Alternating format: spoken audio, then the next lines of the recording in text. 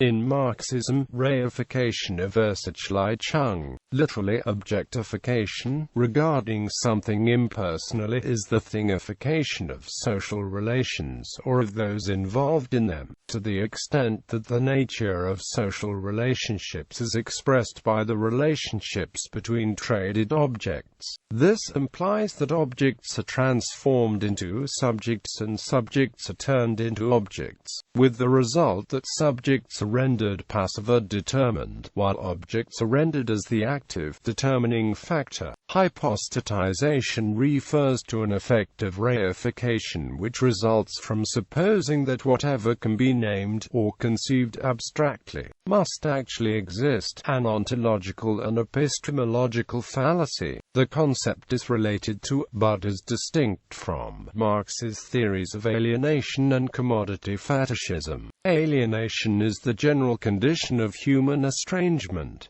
Reification is a specific form of alienation. Commodity fetishism is a specific form of reification.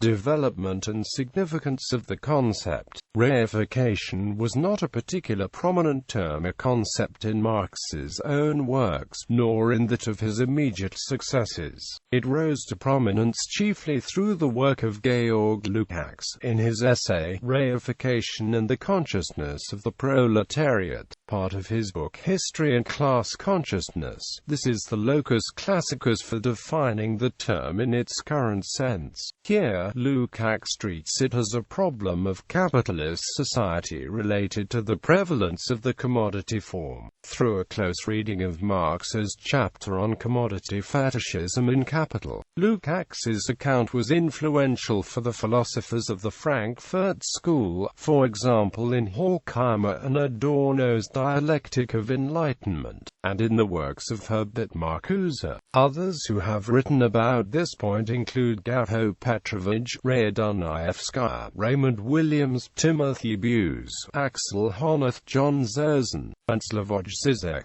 Petrovich, in a dictionary of Marxist thought, defines reification as the act of transforming human properties, relations and actions into properties. Relations and actions of man produced things which have become independent of man and govern his life. Also transformation of human beings into thing-like beings which do not behave in a human way but according to the laws of the thing world. Reification is a special case of alienation, its most radical and widespread form characteristic of modern capitalist society. Reification occurs when specifically human creations are misconceived as facts of nature, results of cosmic laws, or manifestations of divine will. However, some recent scholarship on Lukács's own use of the term reification in history and class consciousness has challenged this interpretation of the concept, according to which reification implies that a pre-existing subject creates an objective social world which is then alienated from it. Andrew Feinberg reinterprets Lukács's central category of consciousness as similar to anthropological notions of culture as a set of practices. The reification of consciousness in particular, therefore, is more than just an act of misrecognition. It affects the everyday social practice at a fundamental level beyond the individual subject. Other scholarship has suggested that Lukács's use of the term may have been strongly influenced by Edmund Husserl's phenomenology to understand his preoccupation with the reification of consciousness in particular. On this reading, reification entails a stance that separates the subject from the objective world, creating a mistaken relation between subject and object that is reduced to disengaged knowing, applied to the social world. This leaves individuals subjects feeling that society is something they can only know as an alien power, rather than interact with. In this respect, Lukács's use of the term could be seen as prefiguring some of the themes Martin Heidegger touches on in Being and Time, supporting Lucy and Goldman's suggestion that Lukács and Heidegger were much closer in the philosophical concerns than typically thought. Critics criticism. French philosopher Louis Althusser criticized what he called the ideology of reification, that sees things everywhere in human relations. Althusser's critique derives from his theory of the epistemological break, which finds that Marx underwent significant theoretical and methodological change between his early and his mature work. Though the concept of reification is used in Das Kapital by Marx,